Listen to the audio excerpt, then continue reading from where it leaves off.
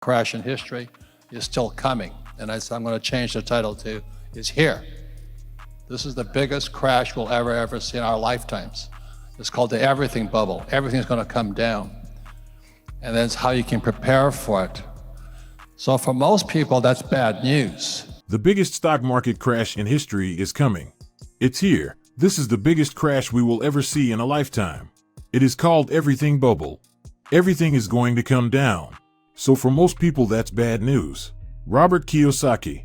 This was not the first time Kiyosaki spoke about an upcoming Great Depression. Kiyosaki warned about hyperinflation and depression back in April when he cautioned stocks and bonds are slumping. He is now stressing about depression and civil unrest. Kiyosaki projected that investors should brace for a significant market crash and depression that will likely impact investment assets like Bitcoin. According to the businessmen, the crash will be initiated with what he termed as fake inflation being pushed by the Federal Reserve. But why is depression lurking around the corner like never before? This is the sad tale of the declining economy of America and how Robert Kiyosaki's prophecy seems to be playing out sooner than expected. Please watch, like, and share this video. Drop your comments and observations below and subscribe to the channel for more videos like this. Let's dive right in. Robert Kiyosaki has declared that aside from the United States, China, Japan, Europe, and other parts of the world are in trouble, and the problem is the lack of leadership. We believe that a leader is one who carries the people and the affairs of the nation. But this Biden is a failing in his effort to do exactly that. I mean, how can they open the borders? How can they cut off the the Keystone XL pipeline? How can this guy blame Russia, blame Ukraine and Russia for our problems? We have food shortages. In his statement, this country lacks leadership.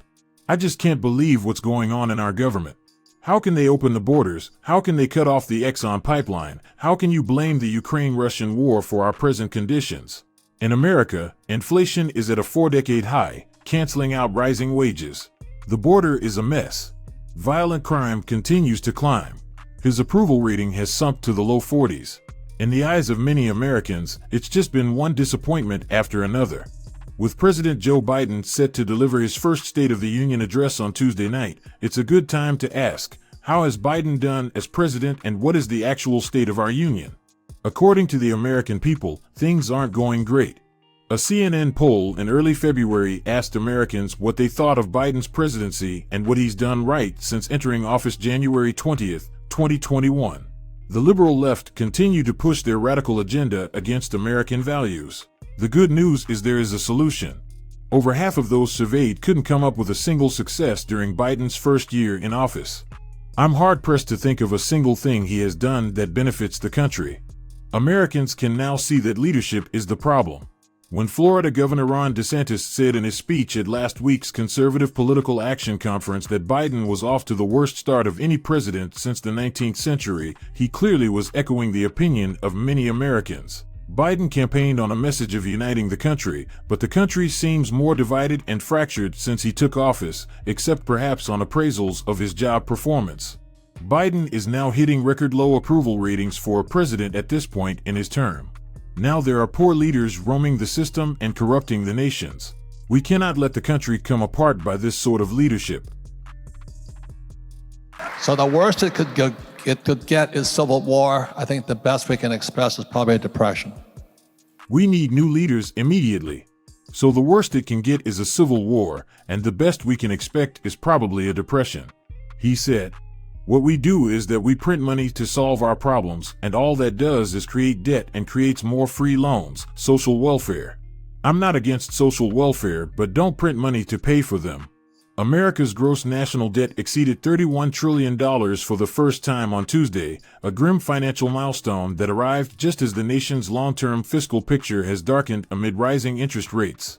While record levels of government borrowing to fight the pandemic and finance tax cuts were once seen by some policymakers as affordable, those higher rates are making America's debts more costly in the long run. The new figures come at a volatile economic moment, with investors veering between fears of a global recession and optimism that one may be avoided. Higher rates could add an additional $1 trillion to what the federal government spends on interest payments this decade. That is on top of the record $8.1 trillion in debt costs that the Congressional Budget Office projected in May.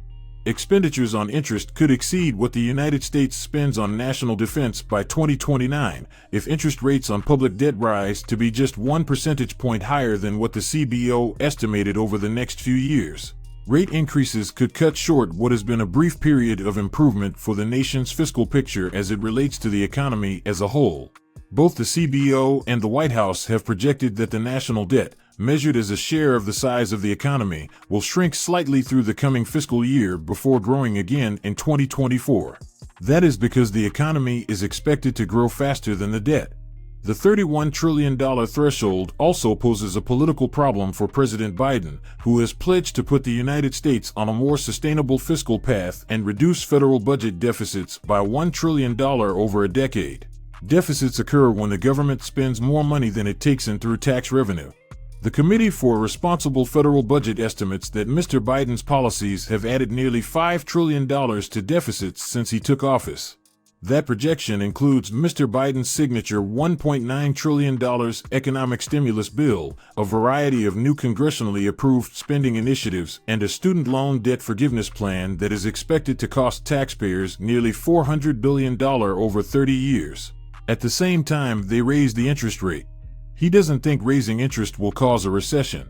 The Federal Reserve on Wednesday announced another sharp increase in interest rates as it continues its struggle against stubbornly high inflation. The increase of 0.75 percentage point raised the benchmark federal funds rate target to between 3% and 3.25%, the highest it has been in nearly 15 years. The Robert Kiyosaki prophecy is fast becoming a reality in this present time. And these tough times require you to become tougher. We cannot let our countries be shredded to pieces. We need new leaders, and everyone is a leader in their small circle. You go ahead and become a good leader. Please drop your thoughts and comments below. To support us, please watch, like, and share our videos. You can also subscribe to the channel and turn on post notifications for more videos like this. Thanks for watching.